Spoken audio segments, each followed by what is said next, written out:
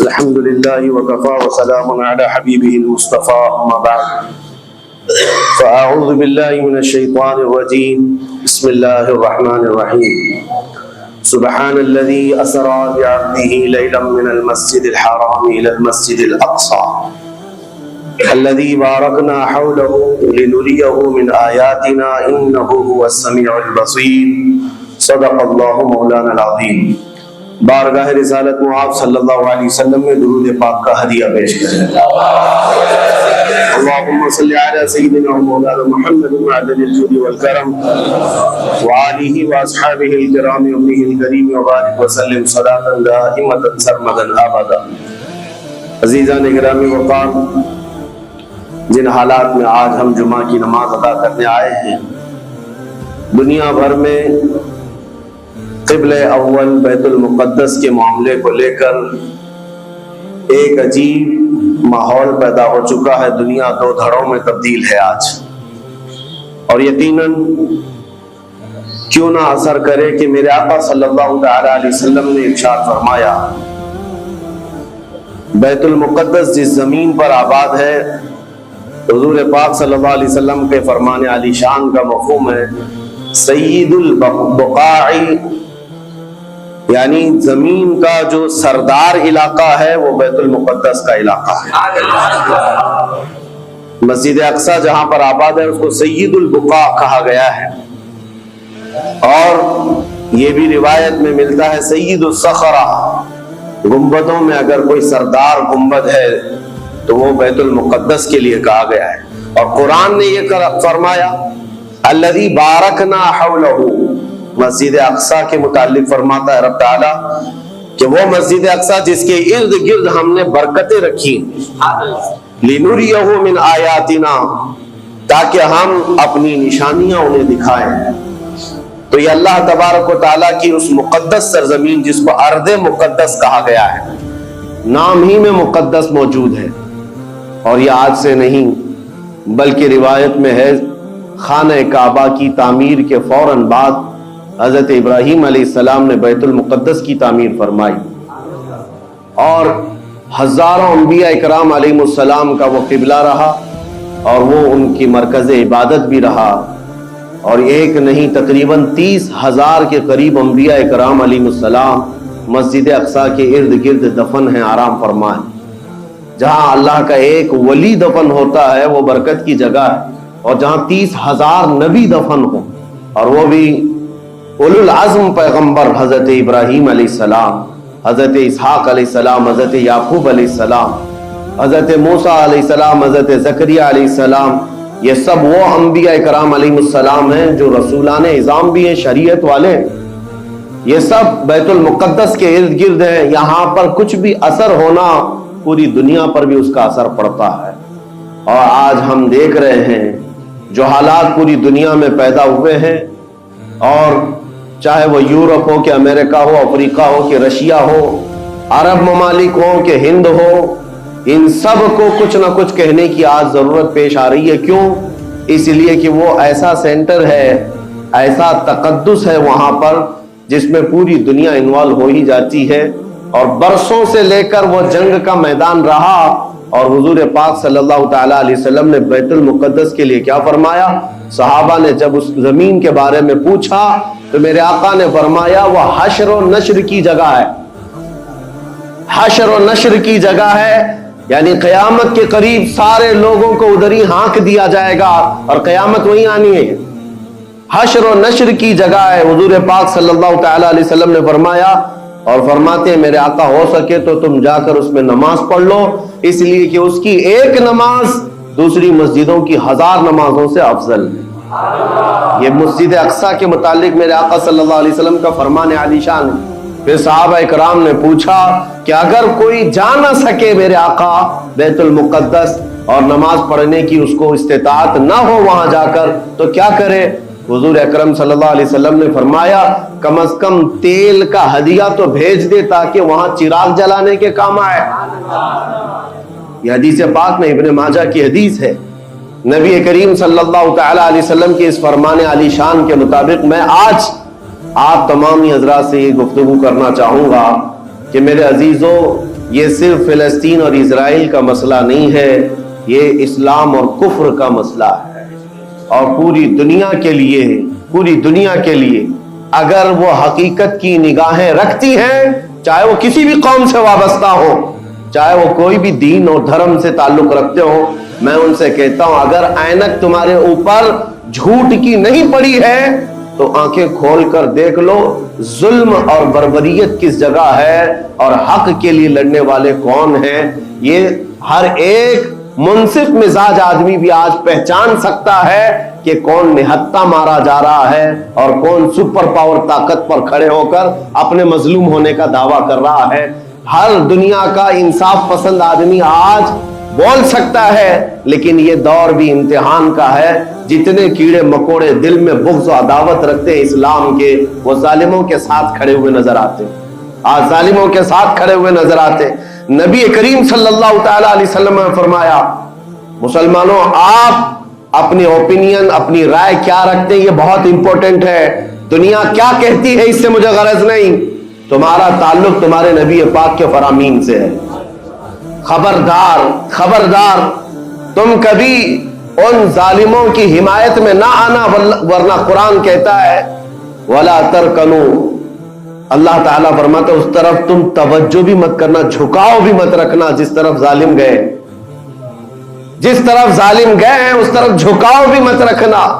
اور آج کہیں ایسا نہ ہو کہ دنیا تمہارے پاس بہت آ گئی، چکا چوند دنیا دیکھ کر جیسے امارات والے ہوئے، متحدہ عرب امارات، دبئی جیسے آج انٹرنیشنل سٹی ان کے پاس مل گئی ہے، پوری دنیا وہاں پر تجارت کرنے لگ گئی، بحرین جیسے کنٹریز ان کے پاس دنیا کی فراوانی آ گئی، تو آج وہ یہ سمجھنے لگ گئے کہ ہم کو مظلوم اور غریب فلسطینیوں کی مدد میں بات نہیں کرنی چاہیے، جو سپر پاور طاقت ہے اس کے ساتھ کھڑا ہونا چاہیے، کیونکہ ہماری ٹریڈنگ کا مسئلہ ہے، ہماری تجارت کا مسئلہ ہے۔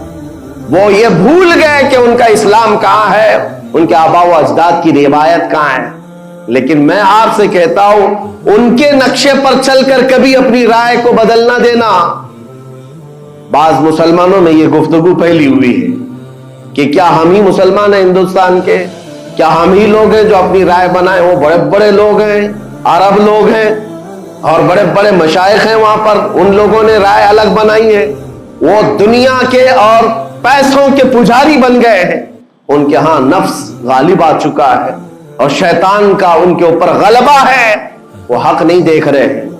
میرے عزیزوں کہیں تم اپنی رائے اس طرح بنا لیے تو حدیث کو جھٹلانے والے ہوں گے۔ اللہ کے حبیب صلی اللہ علیہ وسلم کی حدیث سناتا ہوں، حضور پاک صلی اللہ علیہ وسلم فرماتے ہیں لا تزال عصابۃ من امتی یقاتلون علی ابواب دمشق وما حولها وعلى ابواب بیت المقدس ظاہرین علی الحق۔ حضور پاک صلی اللہ علیہ وسلم فرماتے لا یضرهم خذلان من خذلهم ظاہرین علی الحق الى ان تقوم الساعہ۔ میرے آقا فرماتے ہیں قیامت تک میری امت میں ایک جماعت ایسی ہوگی جو دمشق کے دروازوں پر اور بیت المقدس کے دروازوں کے اطراف میں حق کے لیے کھڑی رہے گی قیامت آنے تک۔ اور حضور پاک نے یہ بھی فرمایا، میرے آقا مخبر صادق صلی اللہ علیہ وسلم کے فرمان آج ہم اپنی آنکھوں سے دیکھ رہے ہیں۔ حضور فرماتے لا یضرهم خذلان من خذلهم، میرے آقا فرماتے ہیں دنیا کے بڑے بڑے دھوکہ دینے والوں کا دھوکہ انہیں کچھ اثر نہیں کرے گا، انہیں کوئی نقصان نہیں پہنچائے گا۔ آج بڑے بڑے پیٹروٹ میزائل داغ کر کے اگر وہاں کے علاقوں کو ختم کرنے کا دعویٰ کر رہے ہیں تو مجھے میرے نبی کے فرمان پر یقین ہے یہ کبھی نہیں ہو سکے گا، کبھی نہیں ہو سکے گا۔ کچھ عمارتوں کے گر جانے اور کچھ بچوں کے اور کچھ لوگوں کے قتل ہو جانے کا نام یہ جیت اور فتح نہیں ہے۔ میرے عزیزو آج ہم ان ظالموں کو دیکھ رہے ہیں جن کا دعویٰ تھا کہ دنیا میں ان سے بہتر ڈیفنس طاقت کسی کے پاس نہیں، ان سے بہتر بنکر کسی کے پاس نہیں، ان سے بہتر سائرن بجانے کی طاقت کسی کے پاس نہیں، پوری دنیا کو زہریلے ہتھیار بیچنے والی طاقتیں، آج ہم نے یہ بھی دیکھا ہے کہ صرف محض ایک چھوٹی سی جماعت سے ان کے ہاتھ پیر ڈھیلے نظر آتے ہیں اور ان کے جسموں میں کپ کپی نظر آتی ہے۔ پوری طاقت تمہاری ایک جگہ۔ میں بھی چند دنوں قبل عمرہ میں تھا، جب یہ پڑھ رہا تھا کہ ایک چھوٹی سی جماعت جس کو پوری انٹرنیشنل دنیا مل کر کے آتنکواد گھوشت کرتی ہے، امریکہ ہو، یو کے ہو اور دوسری بہت ساری طاقتیں، وہاں پر فلسطینیوں کی حمایت میں لڑنے والے ان مجاہدین کو یہ آتنکواد کہتے ہیں، ٹیررسٹ کہتے ہیں، جو اپنے چھوٹے سے علاقے کو بچانے کے لیے اپنی جانیں دے رہے ہیں، وہ آتنکواد ہیں، وہ ٹیررسٹ ہیں۔ ان کے پاس کھانے پینے کی چیزیں نہیں رہ گئی، ان کی کرنٹ سپلائی بند کر دی گئی، ان کا پانی بند کر دیا گیا، پھر بھی وہ آتنکواد ہیں۔ میرے عزیزو، یہ دنیا کا دغلا معیار دیکھو آپ۔ رشیا پورے یوکرین کو تباہ کرتا رہا، پورا راکھ میں بدل دیا۔ ان ظالم کتوں کی زبان پر کبھی نہیں آیا کہ رشیا آتنکواد ہے یا رشیا ٹیررسٹ ہے۔ یہ میڈیا میں بھونکتے رہے رشیا اور یوکرین کی وار چل رہی ہے، زمین کا مسئلہ ہے۔ ارے ہزاروں لوگوں کو رشیا راکھ میں بدل کر رکھ چکا ہے، کیوں نہیں بولتے اس کے متعلق؟ کیوں نہیں کہتے کہ وہ آتنکواد ہے؟ اس لیے کہ یہ ظالم دجالی میڈیا جتنے ہیں، انہیں پتا ہے ان کے باپ داداؤں سے بڑی طاقت اس کے پاس موجود ہے۔ طاقتوں کی پوجا کرنا اور بڑی بڑی طاقتوں کو سلام کرنا یہ ان کی فطرت میں داخل ہے، اور ہم الحمدللہ مسلمان ہر وقت یہ فیصلہ رکھتے ہیں کہ جو غریب ہے، جو مظلوم ہے، وہ چاہے ایک سکہ بھی نہ رکھتا ہو، ہم اس کی حمایت میں ہمیشہ کھڑے رہتے ہیں۔ یہ اسلام کی خاصیت ہے۔ ہم طاقت و قوت اور تخت کو دیکھ کر کسی کی حمایت میں نہیں کھڑے ہوتے، بلکہ حق و باطل کو دیکھ کر اگر مظلوم چھوٹی سی جگہ پر بھی ہے تو ہم اس کے ساتھ کھڑے ہیں۔ اسلام میں ہو یا نہ ہو، اگر وہ مظلوم ہے تو اس کی آواز ہم اٹھاتے ہیں۔ عزیزان گرامی وقار، جس کو اپنی طاقتوں پر خوب بھروسہ تھا، میں ایک بات عرض کرتا ہوں، مسلمانوں آج جاگنے کی ضرورت ہے، بیداری کی ضرورت ہے۔ تمہارے دماغوں پر یہ پٹی ڈالی گئی ہے اور یہ بٹھایا گیا ہے، ان کے پاس بہت بڑی بڑی طاقتیں، تمہارے ادھر ادھر کرنے سے کچھ نہیں ہوتا، تمہاری آواز اٹھانے سے کچھ نہیں ہوتا۔ رب تبارک و تعالیٰ نے تمہیں یہ ظاہر کر دیا کہ میں ابھی پڑھ رہا تھا اس چھوٹے سی علاقے میں، غزہ پٹی میں بڑی بڑی دنیا کی 4 تنظیمیں، خفیہ خبر رساں ایجنسیاں موجود ہیں جو ان کی خفیہ خبریں ہر وقت پہنچاتی ہیں۔ وہ اسرائیل کی بھی ہے، امریکہ کی بھی ہے اور سعودی عرب کی بھی ہے اور ایجپٹ کی بھی ہے۔ 4 بڑی بڑی کنٹریز کی خفیہ ایجنسیاں کام کر رہی ہیں اور سب کی سب خفیہ خبر رساں ایجنسیاں فیل ہو گئی، ناکام ہو گئی۔ اس کے باوجود اسرائیل کے درندوں کو یہ وحشتناک چیز دیکھنی پڑی۔ دنیا آج اس میں حیرت میں ہے کہ ایسا کیسے ہو گیا، ایسا کیسے فیل ہو گیا، یہ سسٹم کیسے کام نہیں کر سکا، ہمیں پہلے سے اطلاع کیسے نہیں ملی۔ میں قرآن پڑھ کر کے بتاتا ہوں، میرا رب فرماتا ہے وَمَكَرُوا وَمَكَرَ اللَّهُ وَاللَّهُ خَيْرُ الْمَاكِرِينَ۔ کافر منصوبہ بناتے ہیں اور اللہ خفیہ تدبیر کرتا ہے اور اللہ کی خفیہ تدبیر غالب آتی ہے۔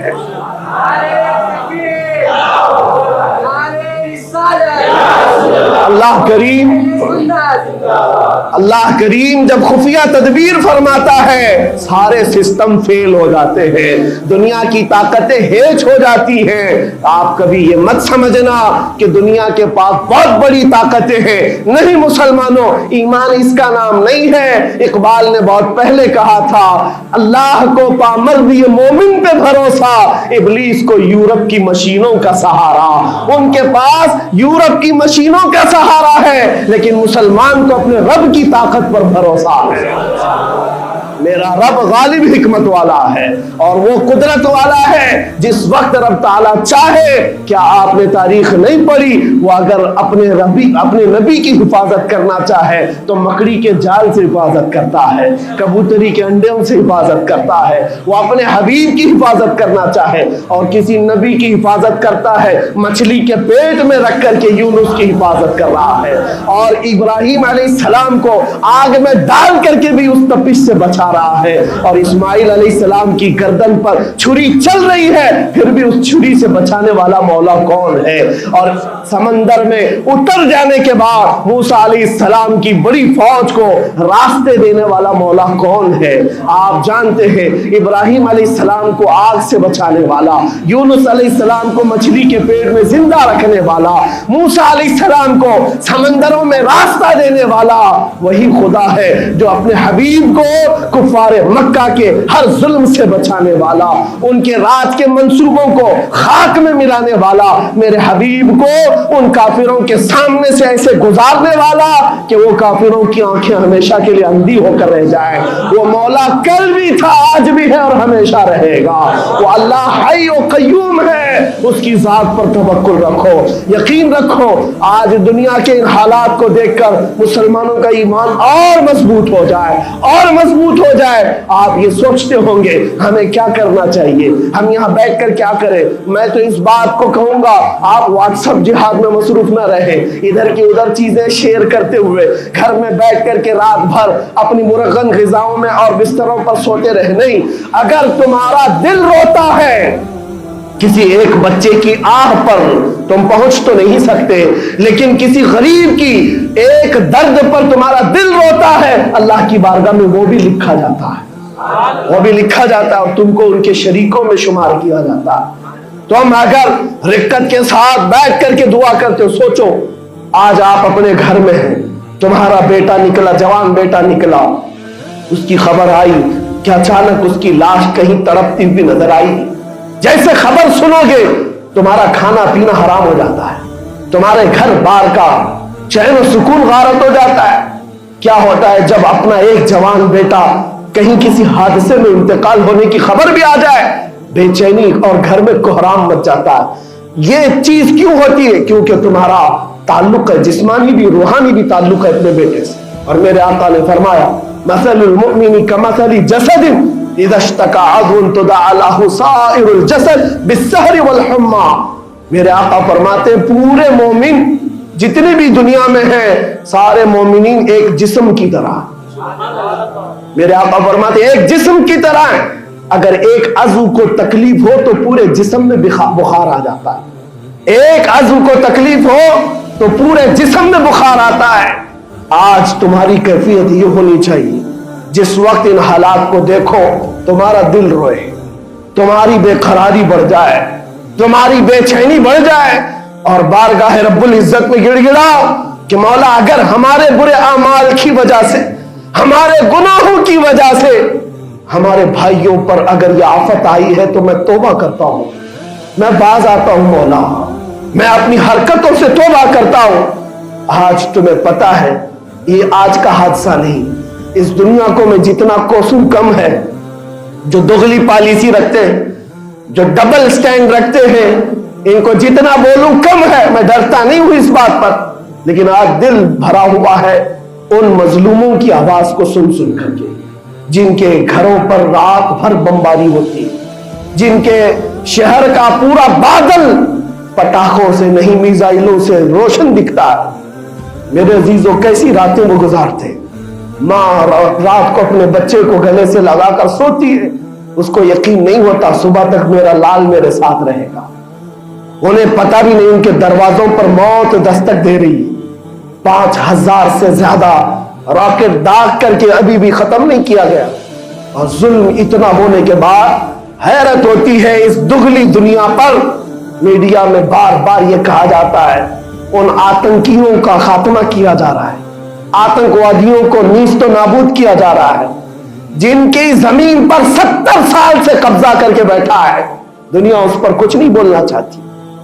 آپ کو پتا ہے ہسٹری جنہوں نے پڑھا نہیں وہ آج بھوک رہے ہیں، جن کو تاریخ معلوم نہیں ہے وہ ٹپنی دینے کی کوشش کر رہے ہیں، ان کو اپنے باپ داداؤں کی تاریخ نہیں معلوم، یہ فلسطین کی تاریخ پر چل پڑے۔ پتہ ہے 1917 میں صرف 4000 یہودیوں کو رہنے کی اجازت دی گئی تھی، جب یہ پوری دنیا سے مارے مارے گھوم رہے تھے۔ ان کے لاکھوں یہودیوں کو مار کر ختم کیا گیا تھا۔ اس وقت فلسطین میں 4000 یہودیوں کو پناہ دی گئی تھی، اور یہ 4000 سے بڑھتے بڑھتے بڑھتے پوری دنیا سے ہجرت کر کے آتے رہے۔ 1948 میں انہوں نے اپنے ملک کا اعلان کر دیا۔ دنیا کو یہ نہیں پتا ہے، آج سب پتا ہے، نقشہ دیکھ دیکھ کر کے سب شیئر کر رہے ہیں۔ 1970 میں اتنا تھا اسرائیل، 40 میں اتنا ہو گیا، پھر 67 میں اتنا ہو گیا، سب شیئر کر رہے ہیں۔ تمہاری عقل ماری گئی ہے جب دیکھ رہے ہو کہ ایک ظالم آدمی کسی کے زمین پر قبضہ کرتا کرتا کرتا پورا بڑھ گیا۔ اب جو مظلوم تھے ان کی اپنی زمین بھی نہیں باقی، ان کی حکومت نہیں ہے، ان کی ایمبیسی نہیں ہے، ان کا کچھ نہیں، ایک شہر لے کر بیٹھے ہیں، وہ بھی ہضم نہیں ہو رہا۔ اور میں یہ باتیں کھل کر اس لیے کر رہا ہوں کہ میرے اپنے اوپینین ہی نہیں ہے، پوری دنیا کے اقوام متحدہ UN نے کہا ہے اسرائیل کو 1967 میں جو تمہارا اسرائیل تھا وہاں واپس چلے جاؤ۔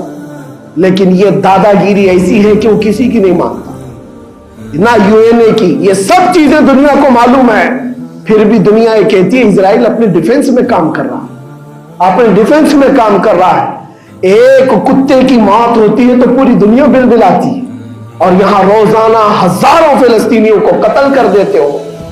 تم قتل بھی کرتے ہو تو چرچا نہیں ہوتا، ہم آہ بھی کرتے ہیں تو ہو جاتے ہیں بدنام۔ یہ حالات آج پیدا کیے گئے۔ میں آپ حضرات کو یہ بات کہنا چاہوں گا، یہ ایمان کے مضبوط کرنے کا وقت آ چکا ہے۔ میرے آقا کے فرمان پر یقین کرو، اللہ کی مدد آتی ہے اور آ کر رہے گی انشاءاللہ۔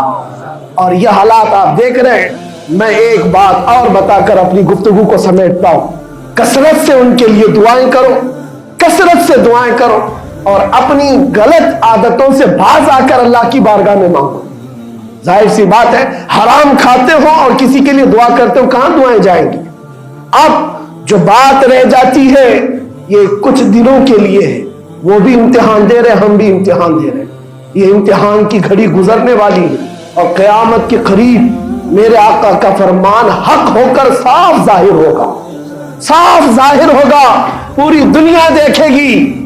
بعض روایات میں ہے کہ حضرت سلیمان علیہ السلام کی روایتیں بھی بیان کی گئی کہ آپ نے فرمایا کہ یہودیوں کی ایک ریاست قائم ہوگی، اور صرف 50 سال کے بعد ان کی ریاست کے قائم ہو کر 50 سال کے بعد قیامت کی بڑی نشانیاں سامنے آ جائیں گی۔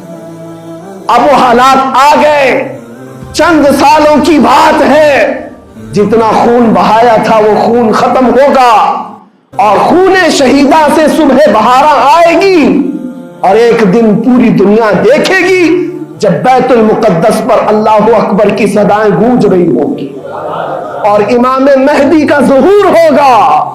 امام مہدی آئیں گے اور پوری دنیا میں صرف اور صرف اسلامی پرچم لہرائے گا انشاءاللہ العزیز۔ میرے آقا صلی اللہ علیہ وسلم فرماتے قیامت کے قریب تم دیکھو گے ہر چیز یہودیوں کے خلاف ہوگی، حتیٰ کہ پتھر بھی تمہیں کہیں گے یہودی یہاں چھپا ہوا ہے، پتھر بھی کہیں گے۔ اور حضور نے فرمایا تو یہ ہو کر رہے گا، ہو کر رہے گا۔ اس لیے ان کی طاقتوں پر نہ جاؤ، ان کی قوتوں پر نہ جاؤ۔